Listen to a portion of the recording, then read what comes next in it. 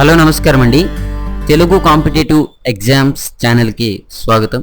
మీరందరూ కూడా ఛానల్లో సబ్స్క్రైబ్ చేసుకోవడం ద్వారా మా లేటెస్ట్ అప్డేట్స్ అన్నీ కూడా మీ మెయిల్ ఐడికి వస్తాయి.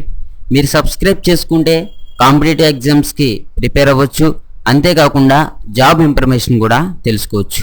అలాగైతే చాలామంది నాకు కాల్ చేసి, సార్ నేను ఎస్సీ క్యాండిడేట్ని, నాకు 10th క్లాస్లో ఇన్ని మార్కులు వచ్చినవి, నాకు జాబ్ అనేది వస్తుందా రాదా అని జీడిఎస్కి సంబంధించి చాలా వరకు కూడా ఫోన్ కాల్స్ అనేవి రావడం జరుగుతుంది. అందువల్లే నేను మీకు ఈ వీడియో అనేది చేయడం జరిగిందనమాట. అయితే చూడండి, ఆంధ్రప్రదేశ్కి సంబంధించి ఎస్సీ క్యాండిడేట్స్కి 75 నుంచి 80% మధ్యలో ఉండొచ్చు. అదే ఎస్టీ అయితే 72 నుంచి 78%, ఓబీసీ అయితే 80 నుంచి 88%, అన్రిజర్వ్డ్ క్యాండిడేట్స్కి వచ్చేసి 85 నుంచి 90% అనమాట. ఓకే, ఏంటంటే ఇది ఆంధ్రప్రదేశ్ విషయానికి వచ్చి.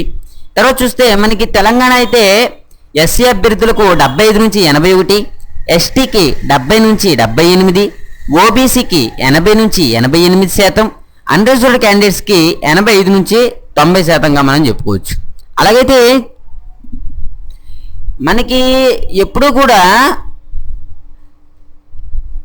ఈ రిజల్ట్ అంటే నేను ఇక్కడ చెప్పిన పర్సంటేజ్ ఏదైతే ఉందో దానికి కొంచెం తగ్గొచ్చు, లేకపోతే పెరగొచ్చు. అది మీ ఏరియాలో అప్లై చేసిన వారి సంఖ్య మీద, మీ యొక్క క్యాస్ట్ మీద, అప్లై చేసిన వారికి వచ్చినటువంటి మార్క్స్ మీద, అన్నిటి మీద కూడా ఇది డిపెండ్ అయి ఉంటుందన్నమాట. ఓకే, యాక్చువల్గా ఇట్లానే ఉంటుంది అని అయితే మట్టికి నేనే కాదు ఎవరు చెప్పలేరు. కాకపోతే ఈ రకంగా మట్టికి ఉండొచ్చు అనేది ఏంటంటే ఒక అంచనాగా మనం చెప్పుకోవచ్చు. ఓకే, అయితే చూడండి, మనకి ఇదివరకు 10th క్లాసు పూర్తి చేసిన వాళ్ళైతే ఇప్పుడు ఒక 4 సంవత్సరాల క్రితం కానీ, లేకపోతే ఒక 10 సంవత్సరాల క్రితం కానీ 10th క్లాస్ పూర్తి చేసిన వాళ్ళకి 80% కానీ, లేకపోతే 75% కానీ వచ్చిందంటే వాళ్ళు చాలా వరకు గ్రేట్.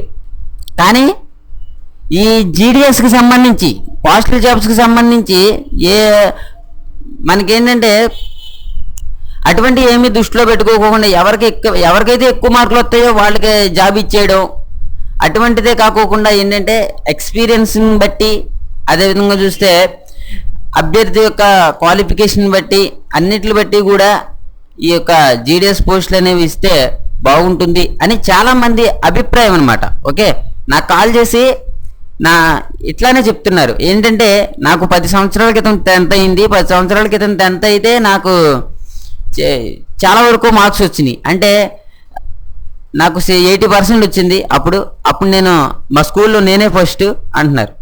కానీ 10 సంవత్సరాల క్రితం ఆ వ్యక్తి స్కూల్కి ఫస్ట్ వచ్చినా సరే మామూలుగా మార్కులు బట్టి తీసేటట్టయితే ఈ రోజున జాబ్ రావడం కష్టమవుతుంది. ఓకే, పోస్టల్ జీడిఎస్కి సంబంధించినటువంటి పోస్టుల్లో ఓకే ఎక్స్పీరియన్స్ ఇవన్నీ కూడా చూసి పోస్టులు అనేవి భర్తీ చేస్తే బాగుంటుంది, ఓన్లీ 10th క్లాస్ మార్కుల మీదే బేస్ అవ్వకోకుండా అని చాలామంది అభిప్రాయం. ఓకేనండి, ఈ వీడియో కనుక మీకు నచ్చితే లైక్ చేయండి, షేర్ చేయండి, సబ్స్క్రైబ్ చేసుకోవడం మర్చిపోకండి. అందరూ కూడా సబ్స్క్రైబ్ చేసుకోండి. Thank you for watching. Have a nice day.